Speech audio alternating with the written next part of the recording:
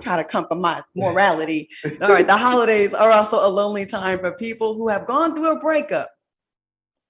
Have you ever been through a heartbreak during the holidays? And how do you deal with that? Let's go to you, Q, first. No. That's it. I mean, I've only been in 2 really serious relationships in my life. Have you been heartbroken before? No. Have you been in love before? Oprah says doubt means no. So I thought I was, but now that I'm older and I look back on it, it probably wasn't. Damn. So maybe, would you like to be in love? Again, I don't know, because I've told y'all this time and time again. In my real life, I have no real example of healthy relationship. That's honest. And everybody I know that got a man or a wife is trying to get rid of them or is cheating on them. So for me, to be honest with you, I really do not see the benefit of relationship. Damn. Okay. I know. Al, what do you think about that?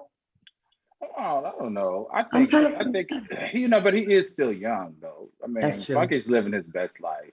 He's like a cat. He has 9 lives. He just keeps reinventing and keeps reinventing, and he burns the candle on both ends. So it's like it hasn't settled in with him yet. You get to a point where all that stuff starts to get old, and you're like, you want to see the same person. You want a cheerleader that is just a cheerleader for you. So I think he's got time. Just the stability. What about you in your relationship, Al? Have you ever had a breakup around the holiday times? Well, I got a divorce around the holidays, which was tragic. So yeah, it's so interesting that you say that, Claudia, because I'm the type of guy that usually I'm in the relationship. Usually, the person loves me more than I love them.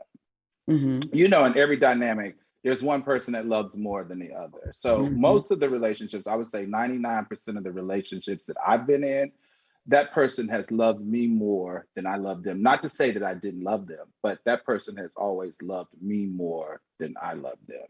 So Q, I know you want to ask him. No, I got nothing to ask. It's just funny because even that statement alone lends itself to like my feelings of just not having time for none of it. You know what I'm saying? Like the imbalance of power.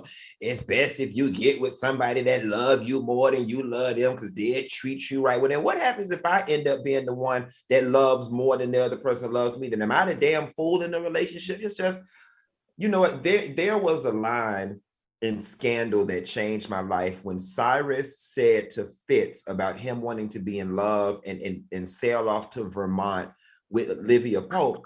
He said, all men aren't meant to be happy. Some men are meant to be great. And I honestly think my calling on this life is greater than relationship. Like, I just think there's a bigger calling over my life than being in love with somebody's nappy-headed son and cohabitating in the house. I honestly do feel that way. Like, I've even had to go through therapy to sort through, is there something wrong with me because I don't dream in the color of relationship? I don't sit around at home thinking I'm defunct or broken because I'm not in a relationship. I don't ever be at home wishing somebody was here. I don't ever walk around and be like, oh, I wish I had what they have. Like, I really feel complete and whole single. And there's nothing wrong with that. I've had several friends that thought like that, said they were anti-marriage and kids, and they were like, I'm totally fine as is. And then they met someone that changed that.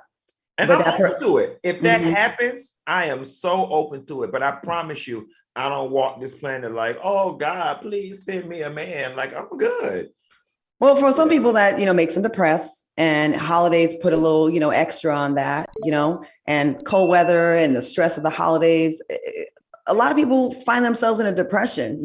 For some reason, the holidays can trigger that for people who've been depressed. So seasonal depression is actually a clinical depression that manifests in the fall. It can go all the way up until the early spring. Have y'all ever dealt with this? Not having to do with relationships exclusively, but just generally seasonal depression. Now, 100% yes. I already, outside of the seasons, suffer with depression and anxiety, period, hard stop. But also being a Miami boy, we don't have seasonal changes here. So I spent the first 17 years of my life with 2 seasons, hot and hurricane.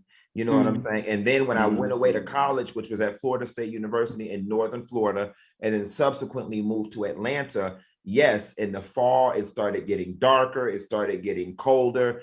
And from fall through winter, yeah, I'm very down and very solemn or whatever. And it's weird because I'm back in Miami right now, and we're in the dead of winter. And I'm fine because hell, it's still summer here. Serotonin. Al, thoughts on this? Seasonal depression. Have you ever been seriously depressed?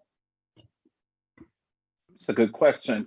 Seriously depressed, probably so, but seasonal depression, I don't think I've ever experienced that. I do go through what I would think, moments like recently. I feel like, what's up with the moon and the stars? Like, I've been like anxiety ridden. I've been nervous about stuff. I haven't been happy at work, stuff like that.